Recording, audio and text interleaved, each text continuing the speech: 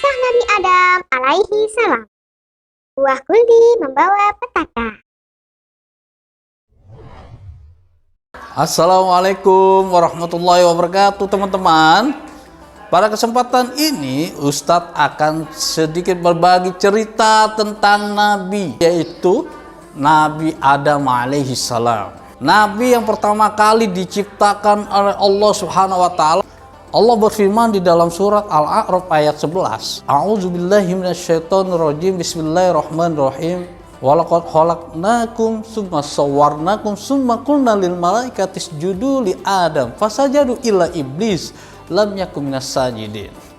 Artinya, sesungguhnya kami telah ciptakan kamu Adam, kemudian kami bentuk tubuhmu, kemudian kami katakan kepada para malaikat, bersujudlah kamu kepada Adam, kecuali iblis. Dia tidak termasuk mereka yang bersujud. Nabi Adam alaihissalam diciptakan, kemudian malaikat disuruh sujud, kecuali iblis. Kenapa iblis tidak mau sujud kepada Nabi Adam?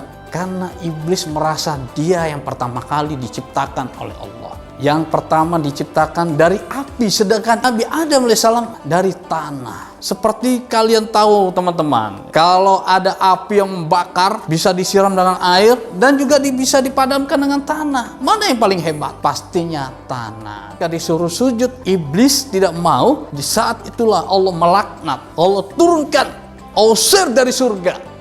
Tapi iblis tidak berhenti sampai di situ. Dia tidak mau turun ke bumi sebelum saya punya teman, katanya begitu. Di dalam surga Nabi Adam alaihissalam hanya sebatang kara. Hanya Allah ciptakan pasangan hidup dari tulang rusuk Nabi Adam. Terciptalah kaum Hawa. Ya, diketahui bahwa Hawa di sini adalah perempuan. Dialah pasangan hidup Nabi Adam alaihissalam sewaktu di surga. Jadi ciptaan Allah, manusia yang pertama kali adalah Nabi Adam masih dalam luang lingkup surga. Kehidupannya di surga dijamin semuanya. Semua ada, serba ada. Allah sudah berfirman di dalam Al-Quran juga. Janganlah kamu memakan pohon ini. Jadi perlu diketahui ya teman-teman, tidak ada buah khuldi yang dimaksud di dalam Al-Quran. Hanya istilah iblis saja yang mengatakan buah khuldi. Khuldi artinya kekal. Ketika iblis punya rencana jahat kepada Adam alaihissalam, ajakan iblis merayu terus Nabi Adam alaihissalam beserta istrinya Hawa. Makanlah buah ini, hai Adam.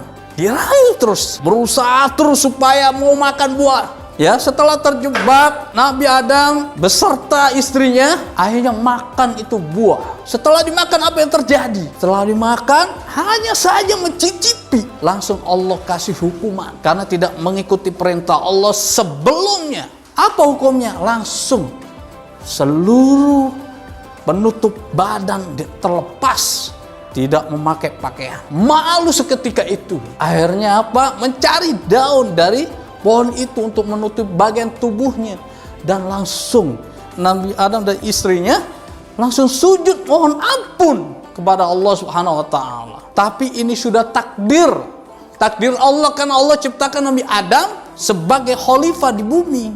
Maka ini sudah menjadi takdir Allah Subhanahu wa taala, teman-teman. Oleh karena itu, setelah kejadian itu, setelah Nabi Adam beserta istrinya bertaubat dan mohon ampun, akhirnya Allah laknat, disuruh turun ke bumi beserta iblis.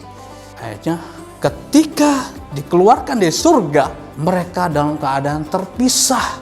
Nabi Adam di Jeddah, Siti Hawa di India, sangat jauh sekali. Bahkan untuk ketemu saja bertahun-tahun lamanya. Akhirnya mereka setelah bertahun lamanya, Allah mempertemukan mereka di mana?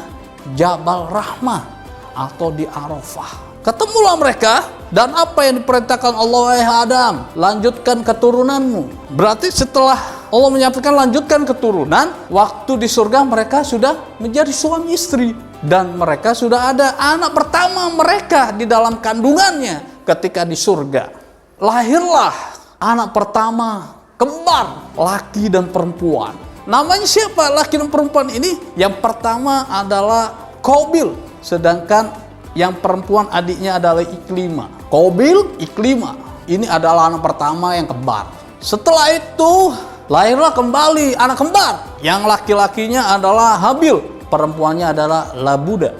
Pada saat itu tidak ada manusia. Pertama kali manusia yang ada di lengkap Nabi Adam turunannya. Setelah terjadi keturunan makin banyak. Teman-teman, pada kisah ini perlu diketahui bahwa peradaban manusia sudah dicontohkan pada zaman Nabi Adam alaihissalam. Hikmah dari kisah ini teman-teman ya perlu diketahui.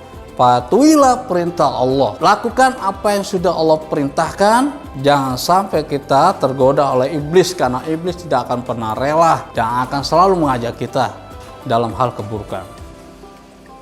Cukup sekian. Ustadz akhiri dengan bacaan Assalamualaikum warahmatullahi wabarakatuh.